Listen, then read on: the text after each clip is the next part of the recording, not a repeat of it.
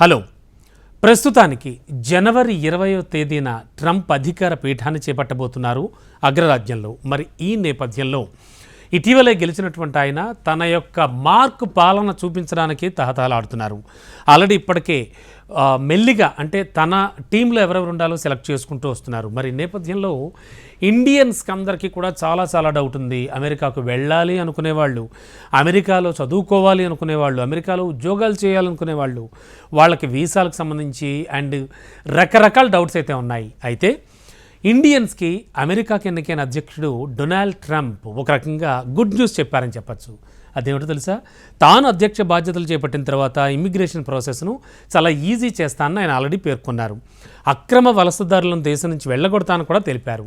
మరి చట్టబద్ధంగా తమ దేశానికి రావాలి అనుకునే వాళ్ళ కోసం ఇమ్మిగ్రేషన్ ప్రాసెస్ని చాలా సింప్లిఫై చేస్తానంటూ ట్రంప్ అనౌన్స్ చేయడం వల్ల యూఎస్ వెళ్ళాలనుకునే భారతీయులందరికీ చాలా భారీ ఊరటే కలగనుంది.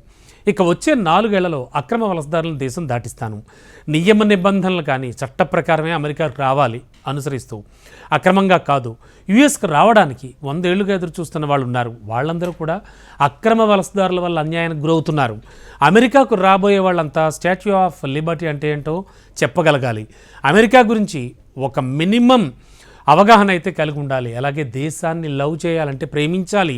నేరస్తులు అమెరికాకు వద్దు. గత 3 ఏళ్లలో అమెరికాకు 13,099 మంది నేరస్తులు వచ్చారు. దేశ నడివీధుల్లో వాళ్ళంతా నడుస్తున్నారు. వాళ్ళు చాలా ప్రమాదకరమైన డేంజరస్ వ్యక్తులు.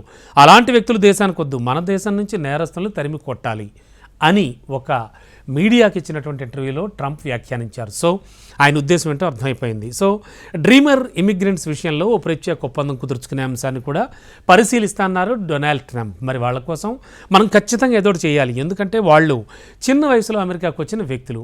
నేను డెమోక్రాట్లతో కలిసి ఒక ప్రణాళికతో పనిచేస్తాను, రిపబ్లికన్స్ డ్రీమర్ ఇమిగ్రెంట్స్ అండగా ఉంటారు అని కూడా ట్రంప్ ఈ సందర్భంగా వెల్లడించడం జరిగింది.